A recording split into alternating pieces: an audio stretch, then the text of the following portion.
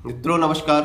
आज हम सबसे पहले अपने विचार रखना चाहेंगे आरएसएस संघ प्रमुख श्री मोहन भागवत जी ने जो ब्राह्मणों के ऊपर अपनी टिप्पणी की है उसके ऊपर उनके उस विचार का मैं विरोध करना चाहूँगा।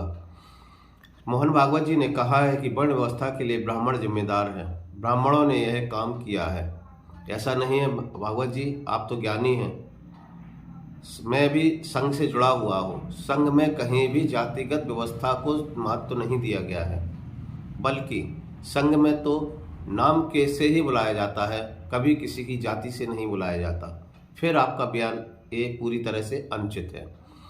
दूसरा मैं कहूँगा कि जब राजतंत्र हुआ करता था उस समय, आदिकाल में जब राजतंत्र हुआ करता था तो उस समय जो व्यक्ति जिस कार्य में निपुण हुआ करता था, जिसका जो कार्य था उस क्षेत्र का वह ब्राह्मण था।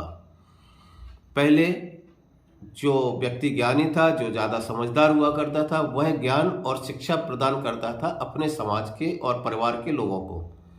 राज क्षेत्र में जितने भी लोग हुआ करते थे उसमें वो व्यक्ति ज्ञान दिया करता था।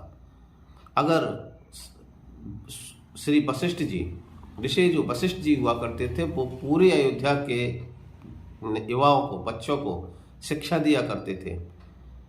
जो व्यक्ति शरीर से और रक्षात्मक प्रणाली में निपुण हुआ करता था उसको क्षत्रिय कहा जाता था। वह क्षत्रिय वंश, उसको क्षत्रिय कहने लगे।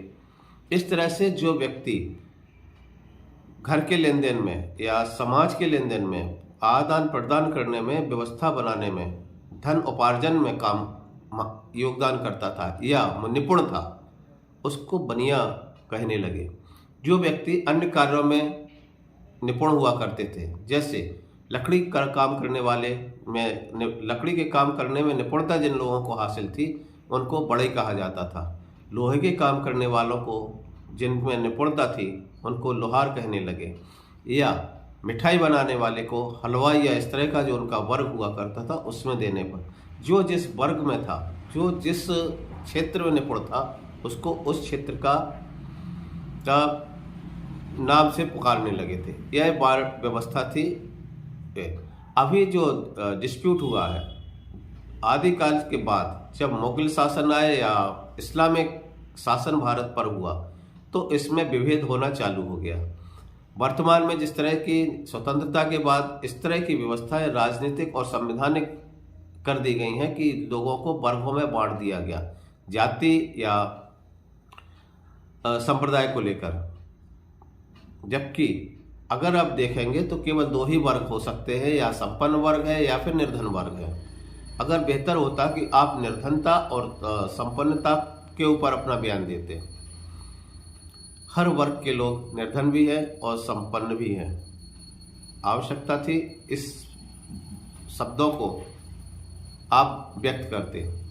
आज जो भी वर्ग है, किसी भी वर्ग, दलित वर्ग हो या सवर्ण वर्ग हो, यह व्यवस्था संविधान ने दी है, ना कि समाज ने। समाज में जब भी कभी ट्रेन में जाते हैं या कहीं हम लोग यातायात करते हैं, बाजार में कहीं जाते हैं, तो वहाँ कहाँ हम लोग किसी से पूछा जाता है कि तुम किस वर्ग के हो। ब्राह्मण है, अगर वो वेशभूषा से दिखाई देता है कि वो ब्राह्मण है। लेकिन क्या कभी ये पूछा जाता है कि अगर हमारे साथ में जो व्यक्ति खड़ा हुआ है वो किस वर्ग से है? ट्रेन में बैठा हुआ, बगल की सीट पर बैठा हुआ व्यक्ति से कहीं ये पूछा जाता कि तुम किस वर्ग से हो, इस सीट तुम्हारी नहीं है। फिर ऐसा क्यों? मैं आपके इस बयान का पूरी तरह से विरोध करता हूं। मित्रों, आप भी मेरे इस बयान का समर्थन कीजिए और भारी मात्रा में मोहन भागवत जी के इस बयान का विरोध करिए। मैं दिनेश कुमार पस्तोर, दिनेश की बात निवेश के साथ चैनल से नमस्कार।